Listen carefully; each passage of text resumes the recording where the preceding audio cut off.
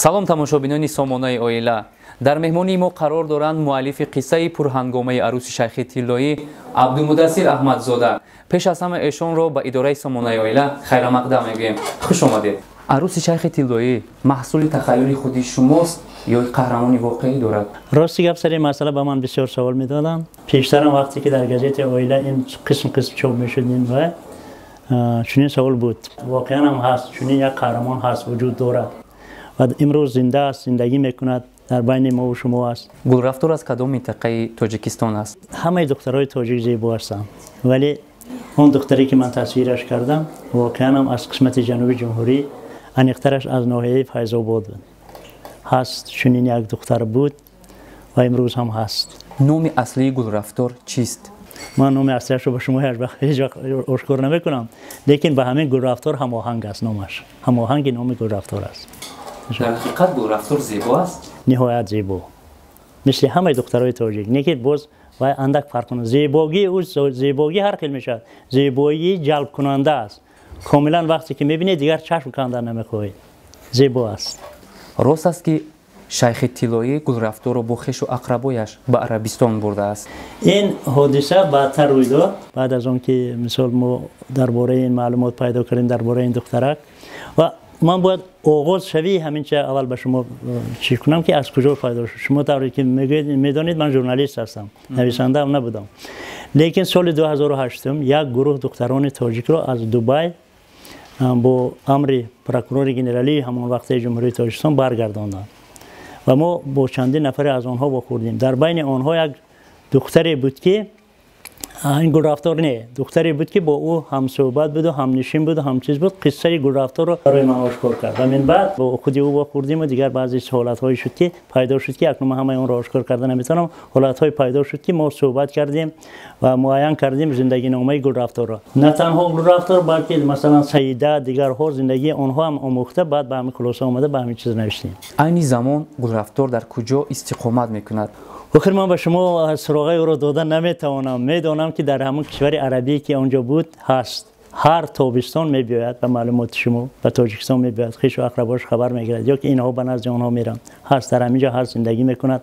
фарзандаш калон ва аллакай якта фарзанд не дута сета фарзанд дорад.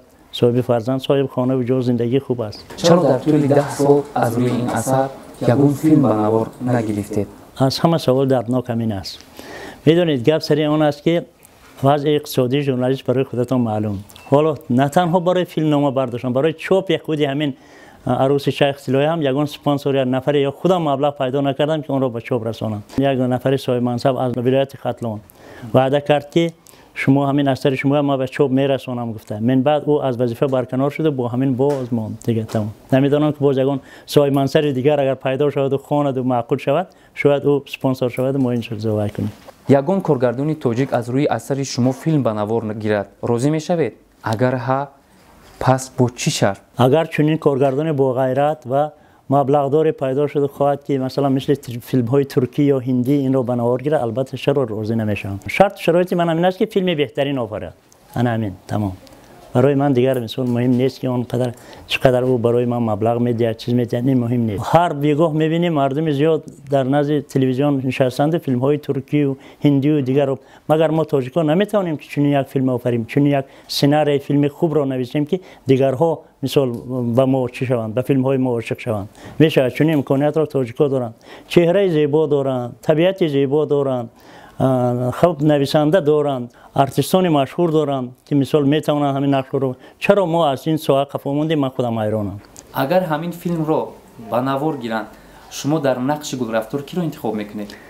пеш аз ҳама худи гулрафторро, вале мутаассифона шавҳари ӯ ки розӣ намешавад. қабл аз он ки филмбардорӣ кунам инҷа чӣ мегузаронанд ки кастинг мегузаронанд. дар ҳамин кастинг масалан духтаре ки ба симои ҳамон шабоҳат дошта бошаду ман ҳамонро тавонам гӯям ки ҳа ҳамин гулрафтор ба монанд аст ё наздик аст, ҳамон интихоб мекунем. шумо аслан журналист ҳастед, чӣ хел ба асарнависӣ рӯ овардед? чӣ шумо магар мехоҳед нони нависандаҳоро нимта кунед? аслан гирем нони нависандаҳои имрӯзаи тоҷикро мо нимта накардаем. худашон нимта асалакай. зеро ки хонанда хеле кам доранд. тасаввур кунед шумо ҳоле мегӯед шумо ки дар як шабонарӯз ҳамин қиссаи که اونقدر به فکر من و نظر من خود را هیچ وقت نویسنده حساب نمیکنم و نویسنده هم بودن نمیتوانم. برای اینکه برای نویسنده شدن باید که بسیار دانش کامل و فهمیش و درک نویسندگی لازم است که این تنها مثلا خاص ارنست همینگوی بود، خاص تولستوی بود، خاص مثلا چنگیز آیتماتوف بود، ولی حال ما در این پایه یگان تا نویسنده نداریم. گفتم ممکن باشد که نویسنده است، ولی نویسنده‌های خوب داریم ولی در این پایه نیستند. این را باید روی راست اقرار شد و همه خاطر ما خواننده نداریم. برای این من گمان میکنم که مثلا نویسنده‌های تاجیک را من نامشون را نمیتونه کردم بگذارن، اگر خواهند نان پره خواهند نویسند، شینند به آیله نویسند، به پرس نویسند. خواننده امروز در همین جا است. خواننده در کوچه و بازار نیست دیگه. خواننده در همین پرس است، در گازیت آیله هست، در دیگر جاها هست. مقصد اگر خواندن و آموختن باشد از همین منبع‌ها باید امروز استفاده بود. ولی چطوری که من مشاهده میکنم نویسنده‌های ما حالی هم در دوره شوروی قرار دارند. گمان میکنند که مثلا یک اثر مینویسند اون را حکومت چاپ کند و بعد به مکتب‌های و کتابخانه‌ها مردم گرفته میخوانند. نه، هزاران کتاب در رف‌های کتابخانه بیکار خوابیده است. این بسیار تأسف‌آور است وقتی که خواننده نیست. وقتی که من میشنوم که در یک شبانه روز مثلا همین یک پاره قصه مرا قریب 1,500-2,000 نفر خوانده است، خرسند میشم که آخرین قدر آدم مثلا خوانده است، چیز کرده است. لیکن کدام نویسنده دست به سینه زده گفته میتونه که کتاب مرا امروز 2,000 کس خوانده میتونه؟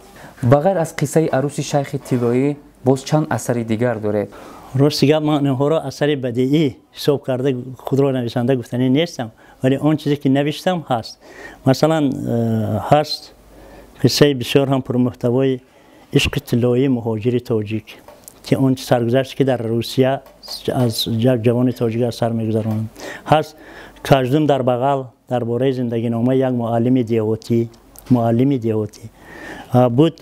در کام اژدها قصه زن و عائله‌اش که در مثلا در داعش اشتراک کرده بود، در سوریه رفته و تقدیر تلخ آنها، درباره اینها هست.